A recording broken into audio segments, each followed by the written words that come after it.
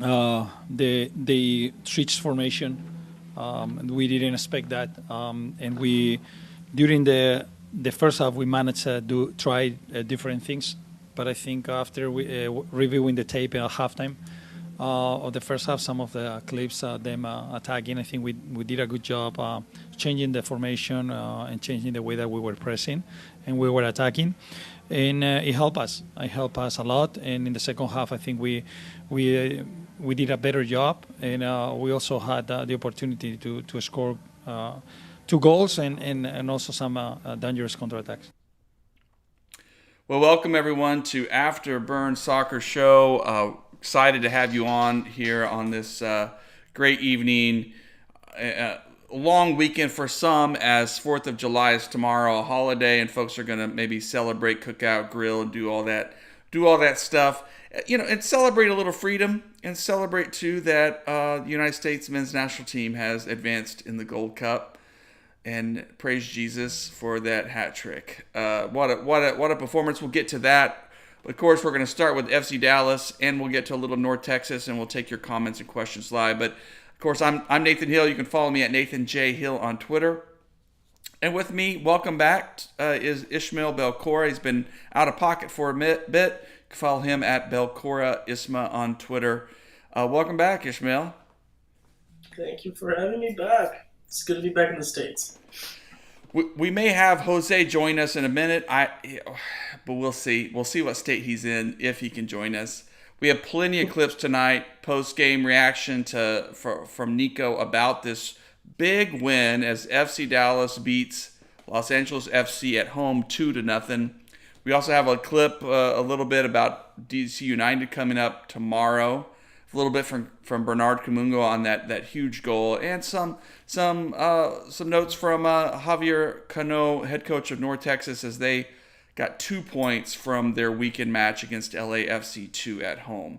A little bit brighter spot for them. So that's kind of the order we'll flow with things. And of course, in there in the middle, we'll talk about Jesus Ferreira and his incredible hat trick. But let's just start with FC Dallas. That was the first result of the weekend. Ishmael, this was one of those games where it was hard to feel super confident about FC Dallas getting a result with where they have been, their recent form, their injuries, just the where things have been going for them. Would you agree with that? How confident were you with this team getting a result going into that match on Saturday night? I think I was more confident than most people, mainly because I think LAFC have been somewhat inconsistent over the past couple of weeks. They've had a home loss to both Houston and Vancouver in the last 2-3 weeks. They haven't been the stalwarts that most teams in the league have seen them as. They're still at the top of the table because of how well they performed at the beginning of the year, where they got win after win after win. And so it was difficult based off of the performances from Dallas over the last couple of weeks to see all the positives that we ended up getting in this game. And it was a breath of fresh air to see the team come out with a more rigid structure that I think would have definitely helped in games like Austin and Portland that I don't think we saw successfully implemented. And everyone knows how depleted this team has been. And so to see the back end of the roster being able to bring 3 points after 4 full games of losses. Of course, you had the St. Louis win, half win. 4 straight games of four full straight games of losses to be able to get this victory. It's cathartic, and hopefully with a much easier schedule coming up in the next 2 games, we'll be able to jumpstart. This team has just been bitten by the injury bug. I wrote about this. It's kind of unusual. FC Dallas has been pretty fortunate injury-wise. We've had our share of short-term issues and a few long-term issues, but we haven't been in the position like some other teams have, just missing 3 or 4 key players until now, and so it is kind of uncharted territory. But I mean, when I saw at least the formation that was put out there was Sebastian Letjet on top and as a striker, which he really played more of a midfield role. That wasn't a helpful graphic that was put out, and Kamungo, who has played as a striker before with North Texas, I didn't feel confident at all, because we haven't seen those guys. Sebastian's working his way back from injury, and Kamungo has had a goal earlier this season, but off the bench. It's a lot to put on a young guy's shoulders like that. But this team, they found a way, and it feels like they've been due for a little bounce or two. And so that was nice to see. That opening goal from Kamungo, it was just a poacher's effort. It was just Kamungo not giving up on the goal, a bounce going FC Dallas's way, and we've missed a lot of those. And the second goal, Sam Junkwa, just a guy who we really haven't thought a lot about, other than, hey, he's a nice veteran depth piece on this roster. Finding a really nice goal for him, his first FC Dallas goal. Ideally, that's what you want from a contending team, right? I mean, you want to see guys step up and deliver in these key moments. Yeah, and it was especially for both Junka and Kamungo. Just apart from the goals, I think both of them played in roles that they're not very used to, right? Junka, for the majority of his career, has played more in a defensive role, in like a wing-back position, and here he's playing alongside Kamungo and Velasco as the top three. And Kamungo, despite how it's been publicized, is not really an out-and-out striker. That's not really where he thrives. He can play up top, but he is much better going in behind defenses and making those those back-end runs. And so the role that they had him play here, which was almost like just as a decoy most of the time, where he only had 4 passes during the entirety of the game, which was kind of insane. He still performed his role well, especially in the second half, and he was able to get rewarded with that goal, which is a forward's finish. To be able to score that kind of goal, to have those kinds of instincts, it's a forward's instinct. And so just both of them being able to step up in a time when the team definitely needs them to step up is encouraging. And hopefully the majority of these injuries that we've seen, we're in the back end of all of this, and hopefully we're going to start to see the majority of players start to come back and start to get reintegrated as the summer rolls along. It was good to see Siki and Paxton back on the bench, both getting minutes. Let's jump over and just hear from Bernard Kamungo on that goal. It's a short little clip. I mean, he's a man of few words, as many of these soccer players are, but his joy is evident, and it's just nice to hear that joy and celebrate a great moment for this youngster. This is really good for me and my family as well, and then all the hard work and all the stuff they taught me during the game and even off the field it really means a lot, and I'm pretty sure I'll just build out from here and keep helping the team. We've seen Mulatto get some minutes. We've seen some of these young guys, and there's been some chatter from FC Dallas fans about, is this really the way FC Dallas should build their roster? And that's maybe a bigger, longer episode sometime. But these guys have put in the effort with North Texas. They're familiar with the system, the culture of the team. You bring them up. I don't think anyone was expecting that we would have to rely on them at this point in the season, at this point in their careers, that this season would be one where, hey, they'd be available for some games, they'd get some minutes with the senior team, but they would still get minutes with North Texas and sort of, work their way into the senior team picture. So it's a bit of an unusual situation again. I mean, so is this for you, Ishmael? You watched Kamungo play for the past couple years. Is this a thing where, hey, he is ahead of schedule in your mind, or hey, we still need to be patient with these guys? I mean, if I'm being honest, I think that you just start to throw them more opportunities, especially in Kamungo's case. I don't think we've seen enough from Mular on the first team side to say that, hey, we should be giving him all the opportunities he deserves. But Kamungo has two more goals than Areola this season. Now, Areola has been very poor this season and has had injuries and a lot of other stuff, but for the fact of the matter is that the player that plays his same position has two more goals than him.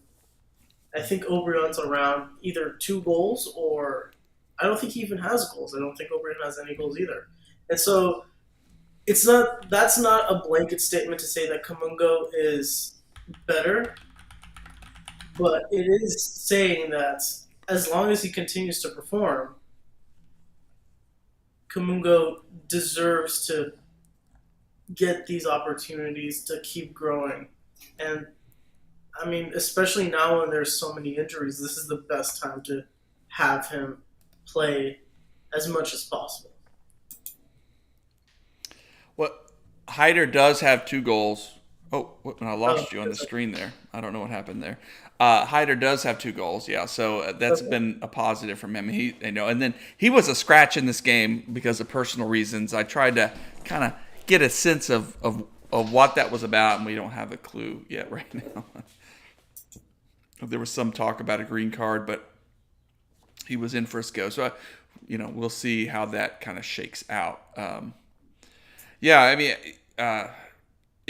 with your assessment. I mean, I think we got to be patient with guys. It takes young players, and Kamungo is such an unusual story. He didn't even go through college. He's not an academy guy. He really is charting his own course. So it's going to take a while. It's going to take some time, and he's going to have some ups and downs to it. But credit to him for finding a couple of goals when the team needs it, and especially with your backup striker out with Jesus Jimenez, the team needs somebody to step up, and we found a couple of guys to do that this time. Let's hear once more from Nico, head coach Nico Estevez, on this performance before we move on to other topics. Give credit to this team, because they're coming almost with a full team besides Alon and Murillo as starters, and we have a lot of injured players and some players coming from injury. Even Leggett, you can see that his rhythm is still, in moments losing it on the game, and I think it's always very difficult to beat a team like LFC. But I think with the special spirit that we had today, with the teamwork and the brotherhood that we had today, and some tactical things that help us to win or to be in a good spot to win this game, I'm really, really happy about this win because we deserve a win like this for all the bad things that have been happening throughout this last month. And we also didn't have some lack in other games that we were better than the opponent. And today it turned out that only 2 shots on target that we had, it went to goal. But really, really happy and really proud of this group and the maturity that they are showing and how they're willing to win and to grow this club as much as they can. Good stuff. I mean, this one thing I've been on several post-game calls and media availabilities with Nico over the course of this season. And one thing, even in the midst of these hard weeks when the team has struggled to find scoring and they've struggled to put their best 11 on the field, Nico has been patient and encouraging with the team. And of course, I think you got to be as a coach. I don't know what you get by going up and just criticizing or moaning about your lack of players or anything. I don't know that it changes your situation, but he's believed in this team. He has been confident in this team, in their grit, in what they can do on the field. So I just love hearing that from him. I love that as a leader when you just believe in the best for your players. And of course, sometimes it doesn't come together. The bounces don't go your way.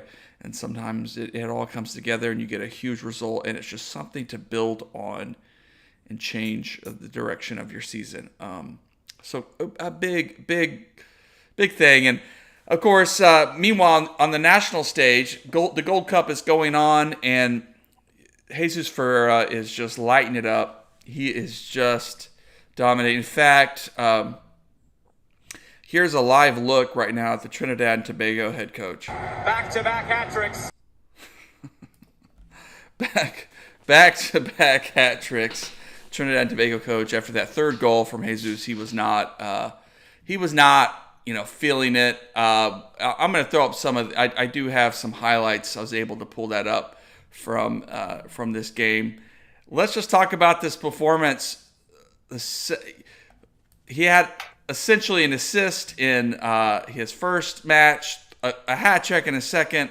Jesus, look at that! Look at that finish in this third start again in the Gold Cup. Yeah, it's against an island nation, but you got to win against who's in front of you, right, Ishmael? Yeah, and I mean, the commentary of like he's not doing it against the top teams. Well, yeah, there's not been any men's national team player for the U.S. to score hat tricks against the top 20 ranked teams in FIFA. Like, that's not a thing, right? And so when you have Jesus perform poorly, like in the past, like during the World Cup, and like he got a lot of flack for it, and because of that, we did see him start to lose his position a little bit with the men's national team. He didn't start that much. You start to see the hype for Balogun. You had Vasquez with his hype on stateside. You had all these other players. And so now, when he is the only striker on this team to start, like he's the starting striker for the men's national team in the Gold Cup, well, this is where he's going to try to perform and show that he deserves to continue to get called up.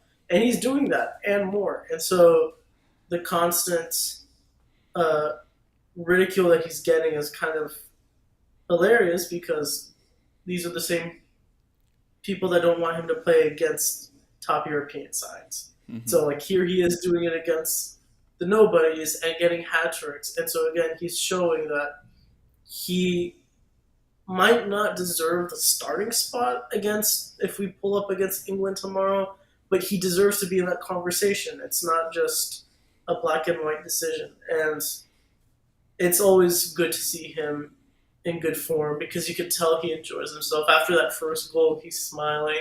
Like that's always a good thing, especially from us as FC Dallas fans, to know that he is going to the Gold Cup when we probably need him the most, and is still getting that morale boost that is definitely going to transfer. I mean, that the second goal very much a sort of took advantage of a lot of mistakes, defensive mistakes, just a sort of a nice poacher's effort just to stay with it. Third goal, penalty kick. They can go a lot of different ways, but you expect him to slot that home. Yeah, but that first goal, there's just a lot of class there. Just a lot of class. Bounce that ball up and just and send it home. It's just quality. I love it too, because my worst thing would be for him to come back from the Gold Cup not able to score, feeling frustrated, or not getting enough service. And so, at the very least, he's going to come back from this Gold Cup, whatever happens, with some confidence to keep that going. And I think it'll step up for his teammates in FC Dallas to say, we need to feed him the same way that they've been able to do, on that stage. I mean, here's my big question, Ishmael, and I'm really curious about just your sense of where it is. Do these performances increase the chance in your mind that someone comes with an offer for Jesus during this summer transfer window? Probably not. I don't think that they increase. I don't think that you have someone from a team from the Netherlands or a team from Belgium look at him score against Trinidad and Tobago and then just like have their eyes bulge out of their heads and be like, we need this player. These aren't the performances that define that. It's what they saw last season, what they're seeing this season, right?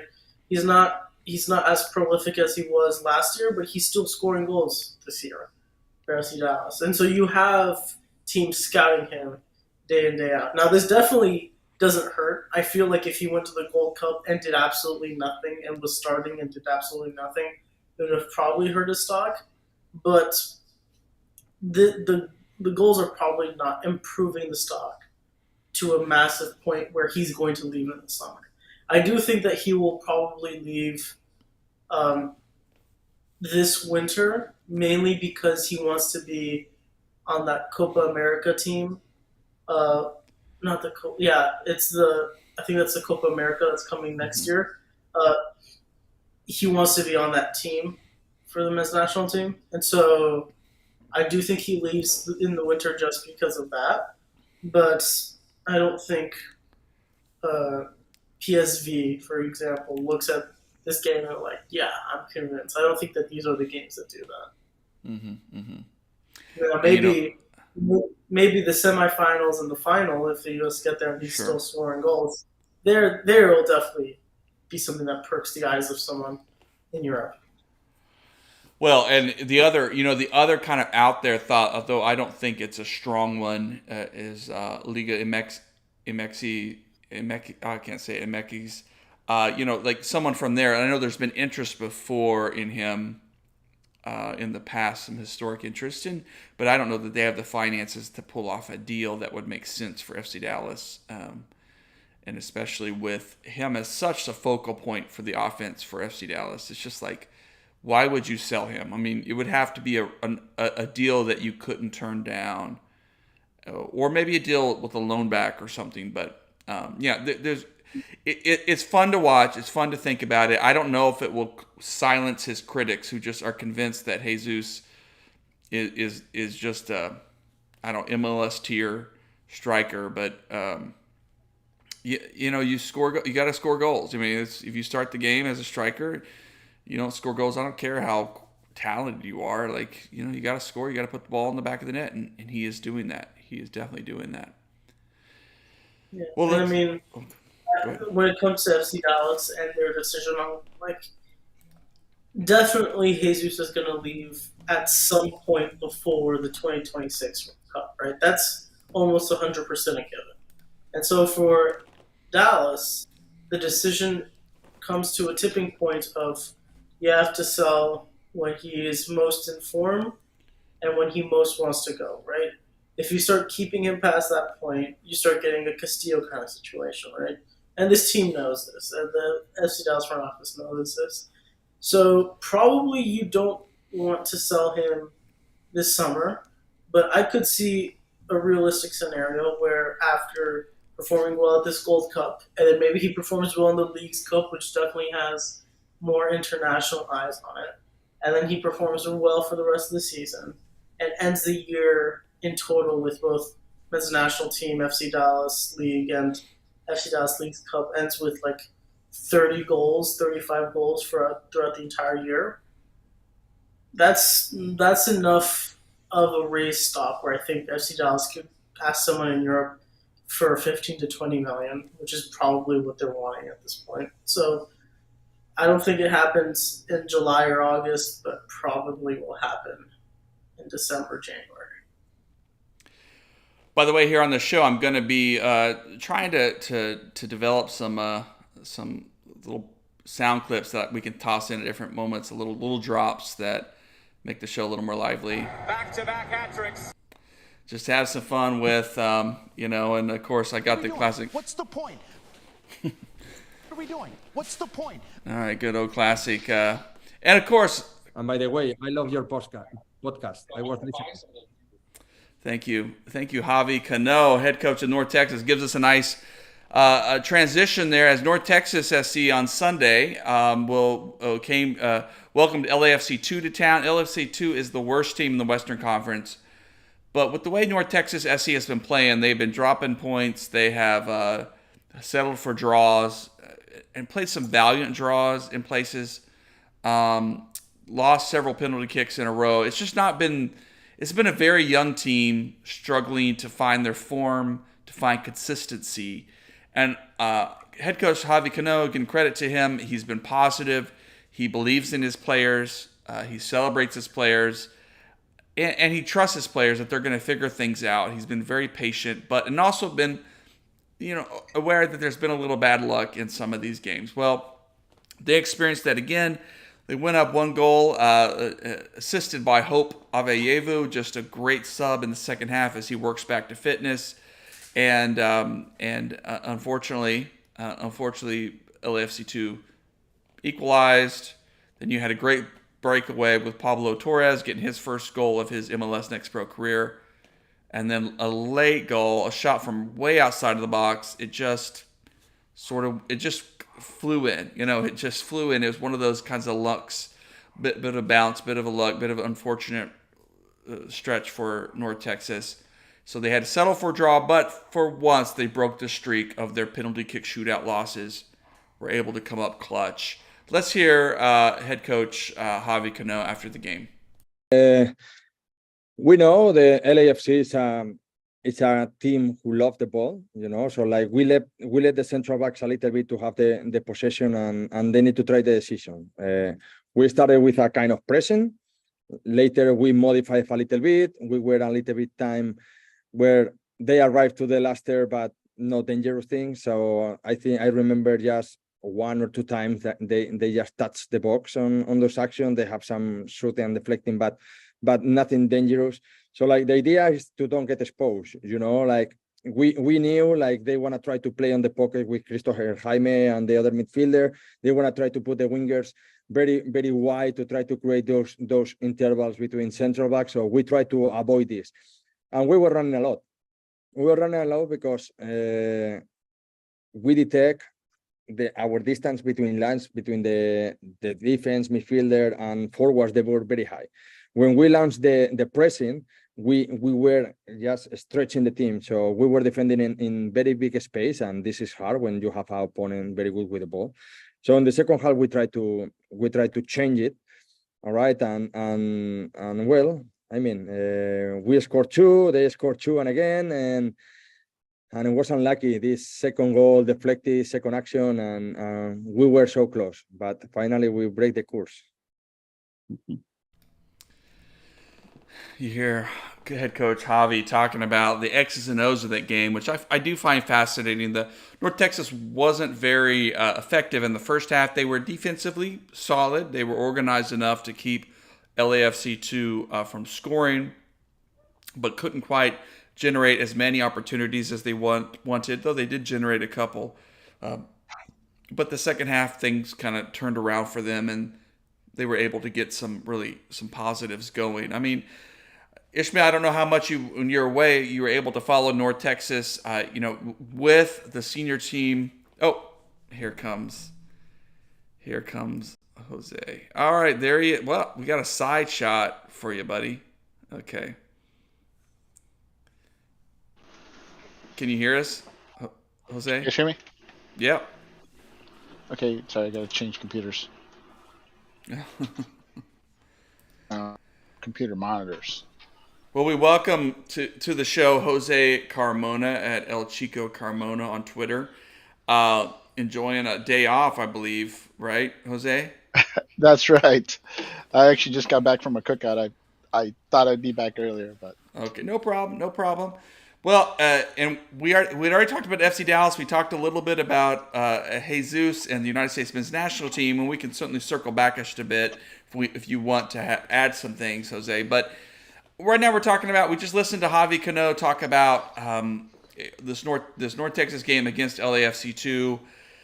Disappointing to give up that second goal, but they did break the penalty kick shootout. And I was asking Ishmael here, mid-sentence as you were joining in, Ishmael, with some of those first team players not available, it feels like this is a really young team trying to figure things out.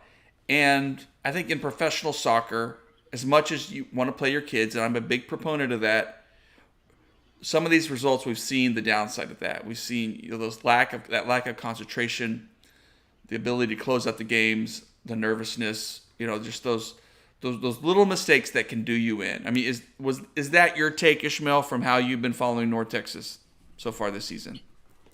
Yeah, and I think that the majority, the disappointing aspect isn't that it's a thing because we know that there's a massive learning curve when it comes to these young guys.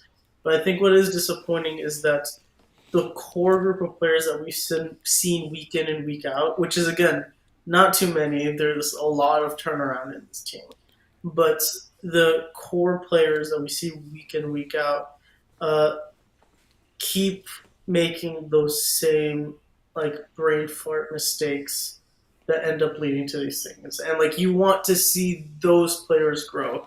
Like as an example, despite seeing him perform well, there's a lot of times where Henri, this is a player that I'm thinking of, makes these small mistakes where you're like, well, we've seen this before. Again, this is a young team, but like it feels like since you're the mainstay almost every week, you should be able to not make these small mistakes, right?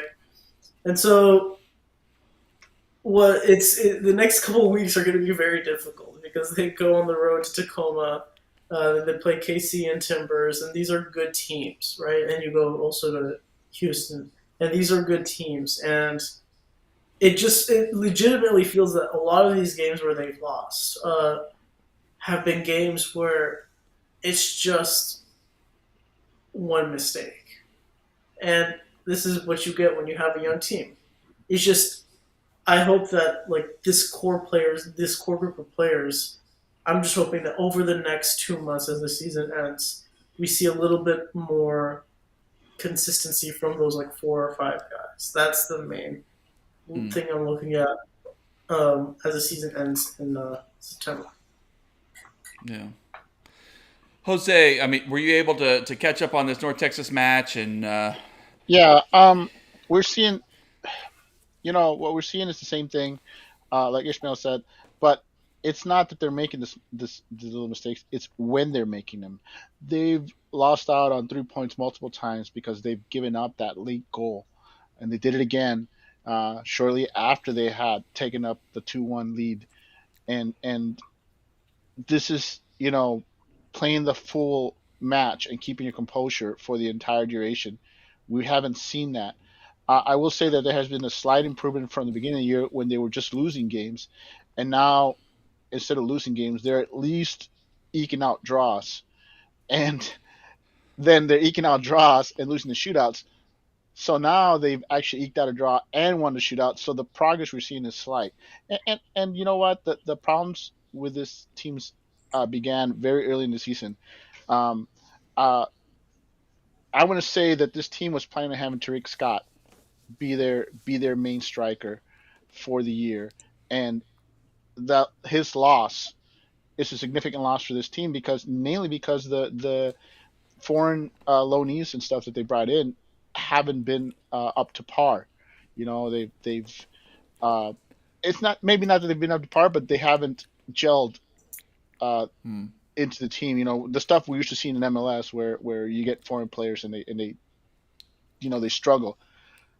That's happened across the board for North Texas, and then now they're having to rely on some of their academy kids or some of their younger players, and you're going to have these issues with these young players. And I mean, added to the fact that they lost Tariq Scott for the year, the fact that Mulatto has taken a step back, and not only is he not performing on a senior team, he's also not performing when he's gotten shots at North Texas. Now, he has performed from time to time, but not at the level we saw last year. So you see, I just want to add that I'm not really concerned. We've seen this before from North Texas where they struggled mightily in the first half, and then they've taken steps in the summer to address their issues, and we're already seeing that they've gone out and signed this kid from Argentina. I forgot his name, but they're bringing him in on a free. Basically, it was uh, from what I hear, the kid's a solid prospect. North Texas must think so also because he signed him to a 3-year deal, and he plays in the attack. He plays in a position of need for the team, and I think he's just one of a couple of players that they're likely to add to try to bolster for a second half push. So I'm not too concerned yet. The with the foreign kids not playing up to par, the younger kids have got minutes, and that's going to be good in the long run. We get to see some of these 16, 17 years old getting significant minutes at the professional level, and mind you, some of them are going to go off to college. I hear Diego Hernandez, who played this last match. I hear that's his last match with North Texas, and now he's off to Furman. So there's going to be a couple of kids that have been getting minutes there will run off to college now. I think I can't think of our goalkeeper. Stone, yeah. Stone. I think Stone's also getting ready to leave also. So you're going to see several kids that have been getting significant minutes from the academy having to move on. And this is where it's going to necessitate that they bring in reinforcements. So I'm not too concerned. I want to see how they go about and reinforce themselves before, and then see by the end of the transfer season if they've made a significant attempt to improve. I think we've seen improvements. Just they're gradual and they're small and they're not enough where they're getting 3 points, especially at home. So it's going to be it's been a long season, and there's still hope, but that window's closing. Well, as you mentioned, the slight improvement was they at least got that extra point, which I think they deserved.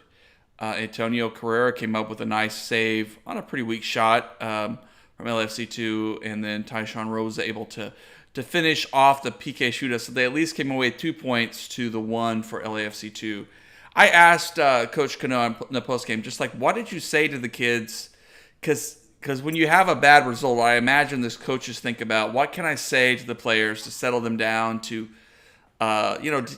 calm their nerves a bit, to get them focused, not thinking about, hey, we missed shots last time and lost the PK shootout. So I love it when coaches get a little philosophical, and this is what Cano did. Let's listen to him. My last two team talk were about confidence. Is something like we need to grow on the confidence. We when we were born without confidence. So like the confidence is growing when you achieve our goals, or when we are going through the adversity, and this is a kind of they are doing it. So tonight we were saying we are right to the penalties. They say like today we need to have confidence. We're focused on this. So like go there and do it, and at the end we want to win. And we were very, I don't know if from the camera you see, but we were squeezing each other, just passing good vibes, good energy. So tonight is just okay. We want to break it, and we did it. I love it because I did see in that, and it's a fun thing if you can go back and watch that part of the match. Antonio Ferreira was actually going and getting that ball and handed it to the players coming up for their next spot kick. Just like talking to them, encouraging them, like they were really engaged, and so it was that sense of like, hey, we just got to find a way to get that extra point. We got to grow from this thing, and so I love it. I love, like, hey, when we're born, we don't have any confidence. That's right, head coach and philosopher Javi Cano. That's a deep thought there. And these young players, they are just, they're enjoying this experience. They're growing from it, and you want to see them grow. So I just love that sense from Javi Cano. Jose Ishmael just said, this next stretch of games is going to be really tough for North Texas.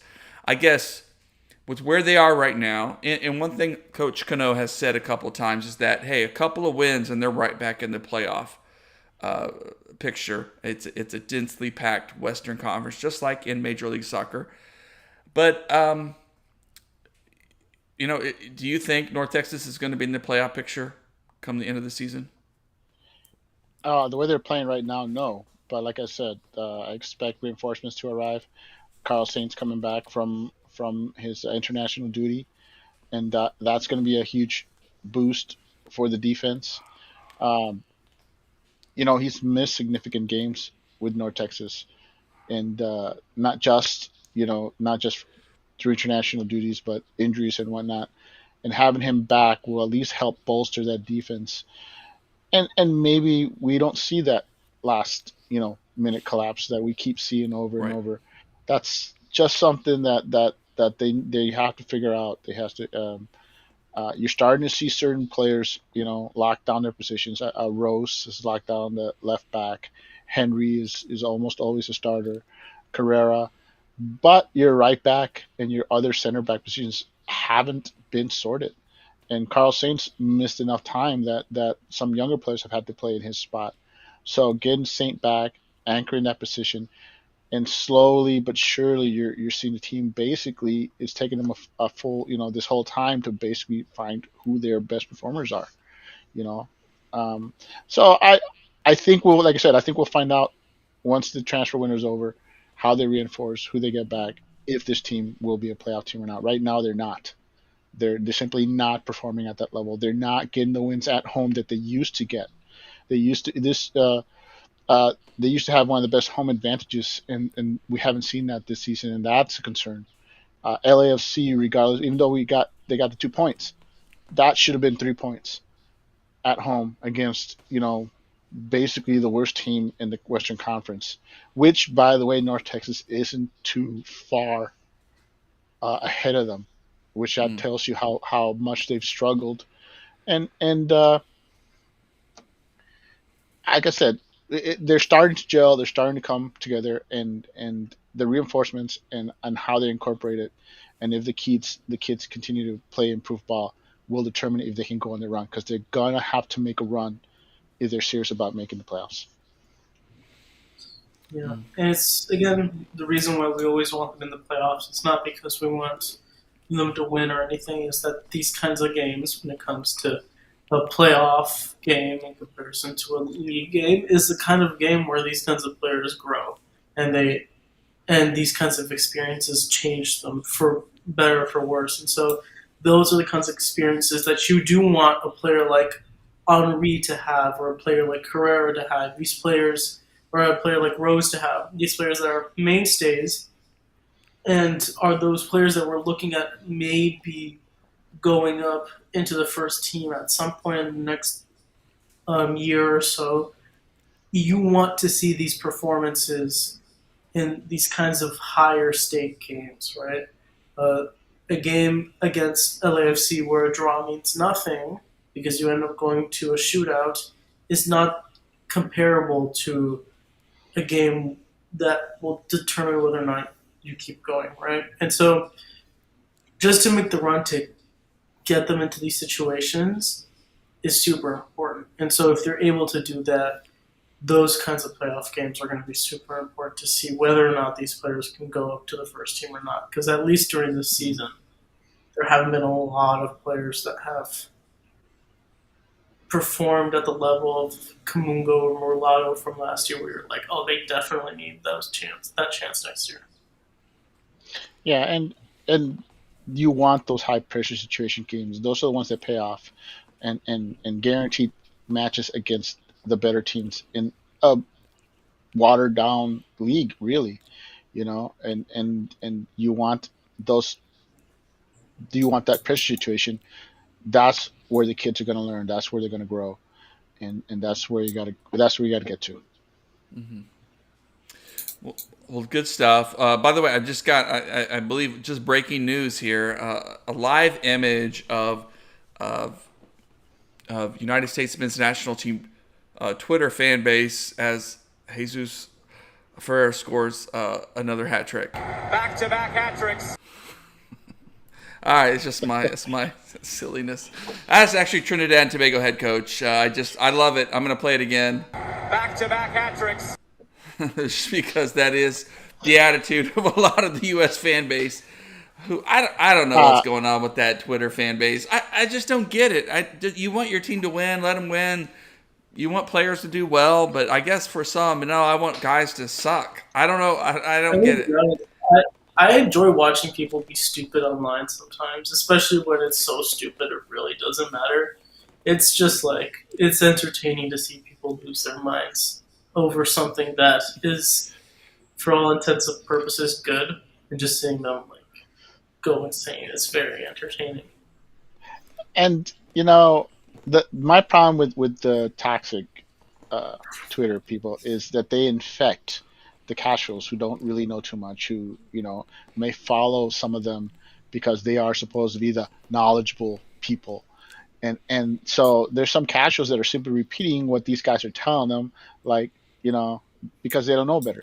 And I posted it on our chat, and my whole take is that Jesus is basically Julius Caesar right now, and the Gold Cup is Gaul, and Jesus is going and conquering the Gold Cup, and as he does it, he's winning over the casuals. The casuals are starting to say, "What's your problem with him?"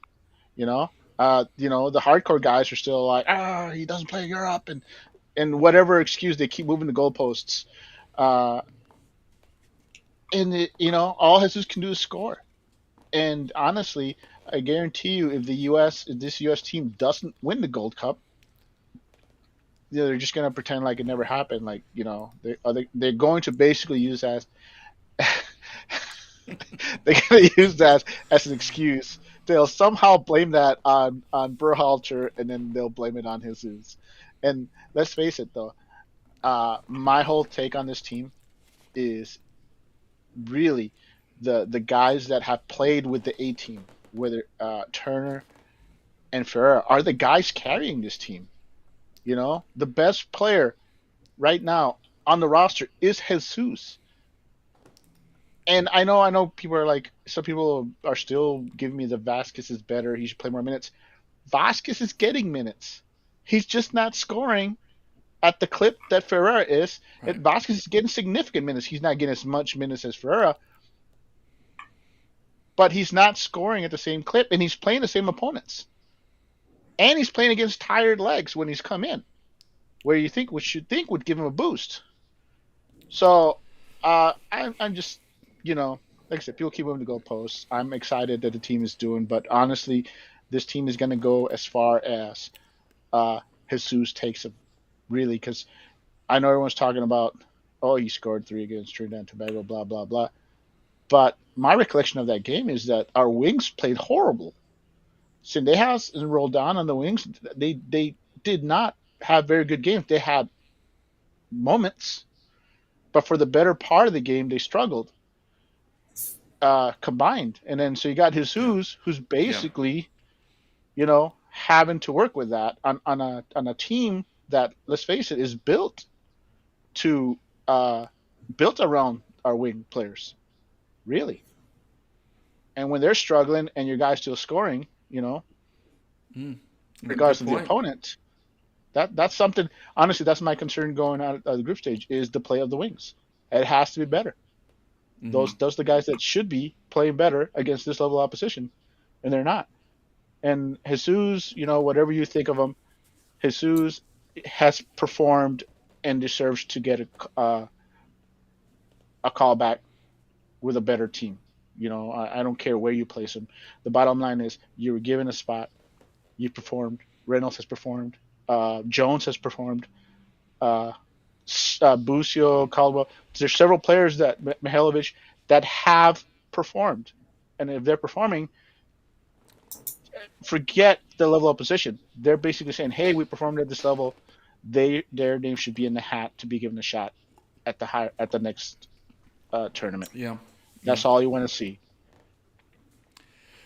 Well, let's shift over to our final topic of the night. I realize it's already 6:50 or my time 8:50. So, but here's a little clip. Let's turn our attention to DC United. FC Dallas turns right around, and tomorrow they welcome DC United for their sort of annual July 4th game. It's usually one of the big matches, fireworks, all the fun, and the team, of course, means they have to shake off. And the positive is that they have that win from Saturday to build on, but that means they gotta, rehab quickly and get ready. I don't think we'll see any new faces in that short time frame here ready to start. One. We'll see one. Hyder O'Brien? O'Brien, he'll be back. Okay. Jose, did you ever find out? I even sent a little link in to my one contact within the FC Dallas organization, and no answer. But did you ever hear back about why Hyder was a scratch on Saturday? It was a rules violation. It was a minor one, not a big one, but it was. They wanted to basically punish him for whatever this rules violation was, and that was basically he had to miss the game. But he should be back with the team now. Okay, well, that'll be nice to have. Although I almost wonder if you give Kamungo another run or what, or Sam Hunka is also worthy. But let's first listen to Nico as he spoke to media today about prepping for DC United. Every time when you play at home, it's important to win. DC is a team that has a lot of quality players. They have a clear idea how they want to play, and it's going to be difficult, and every game against any team, and with the heat that we are having here, it makes more difficult. But I think after the win against LFC, it gives us confidence, and we have to just repeat another performance. DC United will come in. They'll miss their star striker, Benteke, who will be, I think, is out with yellow card accumulation, so he won't be available for DC United. They also played this past weekend. So you would think, as the home team, the cards are in favor of FC Dallas, but we're still an injury-prone team. It's just been tough for FC Dallas as of late. So what's our thoughts? What's our confidence going into this game on Tuesday night? I will say that I'm very confident. I'm very confident, mainly because the biggest hang-up with the team is how are we going to score? How are we going to win with all these players that we're missing, with our top scorers gone? And going out there and beating LAFC, I don't care who LAFC was missing. They were not missing as many people as FC Dallas. So however weak of an LAFC team they were fielding, FC Dallas fielded an even weaker team. And they went out there and they beat those guys. And you know what? You saw that Junqua goal coming. You saw it. You saw him basically almost pull it off before, and you're like, wow, there's something there. Give him another shot, and he gets that. And that's exactly what he did. That's a confidence builder. That's a confidence builder for Kamungo. And it's a confidence builder for the team to know that, hey, we have guys that are going to be able to score. And this is going to be great. It's going to be great once this team gets healthy to know that we had guys come off the bench and perform in a big game against a big opponent. That carries over. And I think right now this team, that LAFC, I think they can ride that wave of confidence into the 4th of July game. And I think FC Dallas gets another W. Ishmael? First off, I always think it's very funny when this happens, and it happens multiple times. FC Dallas has had multiple games on July 4th against DC United. They had one in 2017. They had one in 2019. So it's very funny that a July 4th game, the team of the nation's capital is never in the capital. But anyway, all it's taken teams to do to beat DC United. There's a reason why that is, Ishmael, by the way, is because like the National Mall on July 4th is like a mess.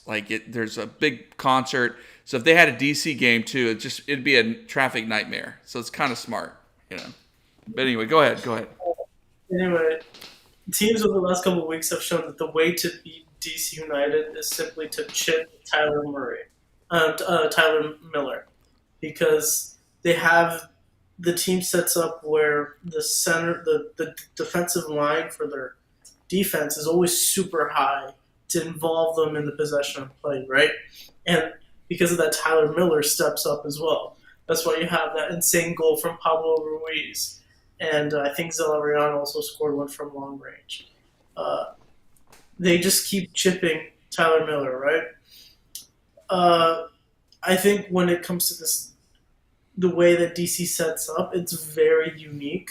Rooney has his specific ideas tactically that are not easy, but when you break it, the team will win, right? If you're able to figure it out, the team will win, right? And so if DC is going to be playing with a high defensive line and high pressure, which they usually do, all FC Dallas has to do is kind of do what they did against LAFC, because LAFC doesn't play with a high defensive line, but they do play high press, and they do play like blitz attack, and Dallas was able to stomp on that in this game. And so, if almost play for play, if FC Dallas is able to replicate what they did against LAFC, it should be an easier win, and hopefully we keep our run of winning 4th of July games, because I think we have done that a lot over the last 5-10 years.